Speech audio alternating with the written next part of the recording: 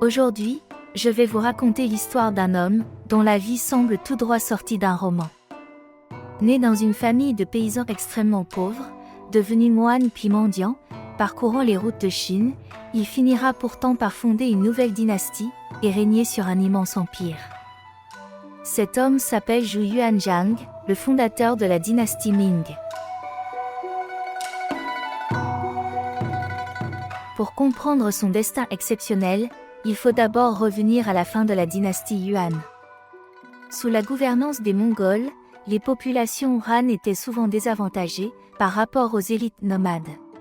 À cela s'ajoutait une administration corrompue, des impôts écrasantes et une série de catastrophes naturelles, sécheresses, inondations et famines, frappaient régulièrement le pays.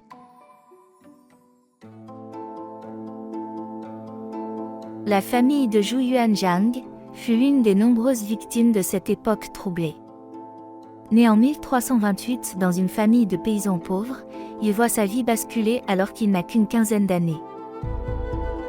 Une terrible famine accompagnée d'une épidémie emporte successivement son père, son frère aîné, puis sa mère.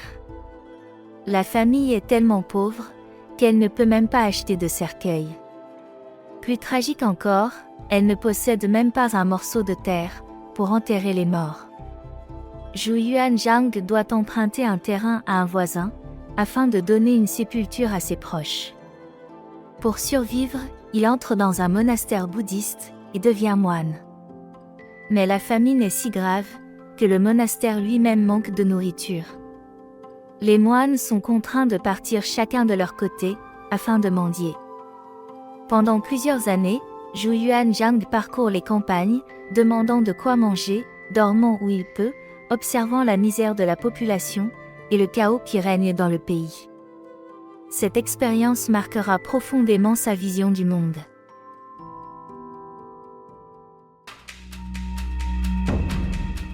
Quelques années plus tard, les grandes rébellions paysannes prennent de l'ampleur.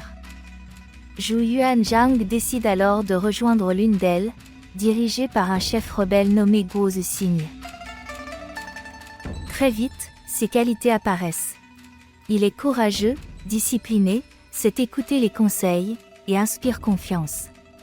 Guo Zixing lui confie rapidement des responsabilités de plus en plus importantes et lui donne même sa fille adoptive en mariage. Mais Zhu Yuanzhang ne tarde pas à voler de ses propres ailes.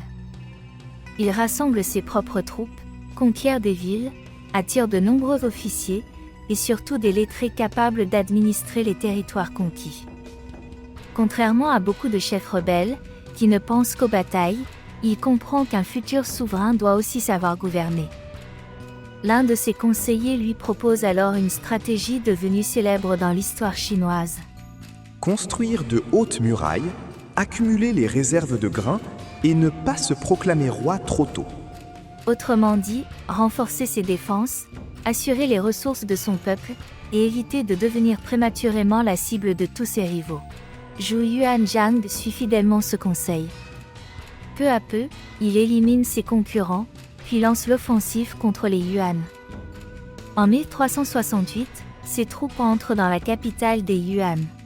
Le dernier empereur mongol s'enfuit vers le nord. Zhu Yuanzhang devient empereur sous le nom de Rongwu et fonde la dynastie Ming.